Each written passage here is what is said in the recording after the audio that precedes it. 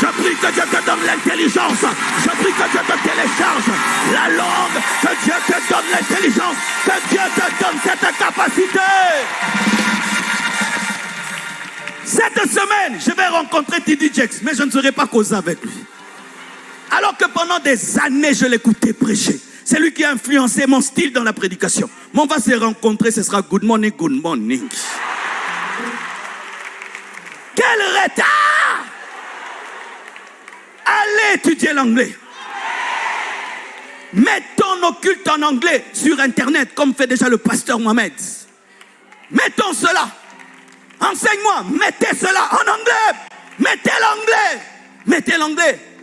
Arrêtons de ne voir que la francophonie. Nous ne sommes pas nombreux. C'est le 4% du monde. Pasteur Mathieu a dit quelque chose ici qui m'a choqué. Il a dit, vous les francophones, vous venez puiser l'eau avec des gobelets. Quelle insulte. Mais en anglais. Tu vois, quand c'est en anglais, ça passe. You come to take water in gobelet. Ah, Seigneur, délivre-nous. Seigneur, délivre-nous. Seigneur, délivre-nous. Plus jamais de gobelets. Nous allons venir avec des tanks, avec des citernes. Nous allons même irriguer l'eau. Nous devons parler anglais. Hey, je suis invité l'année prochaine en Corée du Sud. Par une église coréenne, pas congolaise. Des Coréens. Une grande église comme celle-ci. Je voulais reposer la question. Vous m'avez entendu où? Maintenant, j'irai prêcher en Corée avec un interprète. Voyez ça. Papa, imagine, tu es chez Dag. Tu ne parles pas français. Tu leur parles dans leur propre langue. Il y aura plus de puissance. Pourquoi? L'interprète, il prend un peu. Moi, j'ai prié 5 heures du temps. Lui, il prie 1 heure du temps. Quand je parle, c'est lui qui leur prêche, pas moi. Parce qu'ils ne m'entendent pas, il entend de lui. Il y a des interprètes qui t'éteignent. Mais il faut que tu le dises toi-même. Alléluia. Aïe, imagine-moi en train de prêcher. Imagine seulement ça. Frère, je vais m'y mettre. Mettez la Bible en anglais maintenant. Écoutez-la. Écoutez des prédications en anglais mais sans interprète. Il y a un mystère. Quand tu es dans la présence de Dieu, une intelligence divine t'est donnée. À force d'écouter, tu vas comprendre. Et puis commence à causer. Si tu as des enfants qui parlent anglais, dis plus jamais de français dans cette maison. Plus jamais de français. Vous me parlez en anglais. Moi j'ai remarqué mes enfants causent en anglais avec leurs amis. Avec moi ils ne parlent pas, ils ont pitié de moi.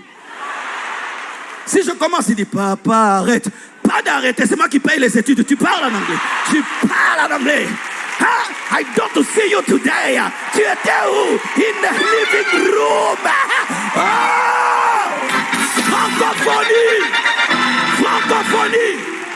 Voici le futur. Le monde anglophone. Vous pensez que pasteur Ivan n'a pas quelque chose à leur dire? Il n'a pas quelque chose à leur dire? Il n'a pas quelque chose à leur dire? Il a beaucoup de choses à leur dire. Tu transporteras ce qui t'a transporté. Bientôt là où vous êtes allés, et aussi viendront voir ce que Dieu a fait au travers de vous. Les premiers seront les derniers seront les premiers. Pourquoi les Nigérians perses? Ils parlent la langue des dominateurs. Pourquoi les Ghanéens perses? Ils parlent la langue des dominateurs. Mais dans la francophonie, nous avons des grands enseignants. Nous avons des gens qui disent des choses. Et il y a un problème, c'est que Jésus revient bientôt. Et des fois, l'anglophonie ne prépare pas trop à l'enlèvement. Oui.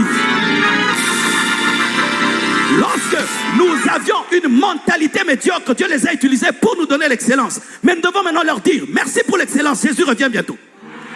Jésus revient bientôt. Jésus revient bientôt. Jésus revient bientôt. Jésus revient bientôt. Jésus revient bientôt. Jésus revient bientôt. Si Jésus lui-même, par le Saint-Esprit, a établi comme stratégie que son livre, le Nouveau Testament, soit en grec, au lieu qu'ils disent, comme je suis hébreu, ça doit être un hébreu. Même le livre d'hébreu n'est pas en hébreu. Frères et sœurs, qui parle anglais ici? Un bon anglais. Tu dois m'imposer les mains. Parce que dans ce domaine, tu as ce dont j'ai besoin. Toi qui as toujours dit que je n'ai rien, regarde comment j'ai envie. J'aimerais te couper la tête et la mettre dans ma tête. Tu as le grec de ce temps. Une de mes filles à l'église parlait lingala, français. Elle s'est donnée à parler anglais. Dernièrement, elle m'envoie une vidéo. Elle est à Dubaï, parmi les grands de ce monde. Elle est en train de parler du Congo en anglais. Tout le monde la regarde. Là où elle est allée, même moi, son pasteur, même si je jeûne, je n'entrerai pas. Parce que là-bas, pour ouvrir, c'est la langue.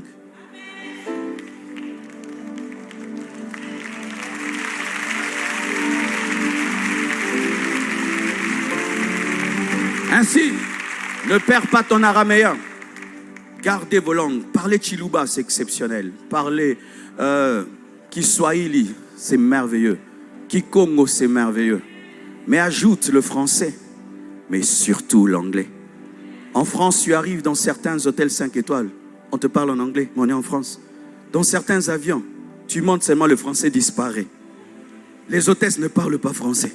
Du coup, tu deviens analphabète, céleste. Vrai ou faux? Pourquoi? C'est le grec de notre temps. Même si nous sommes dans la francophonie, Dieu veut sauver aussi les anglophones. Et nous avons un message à leur apporter au sujet de la mission, du caractère, du fruit de l'esprit, de la sanctification et de l'enlèvement. Lève tes mains.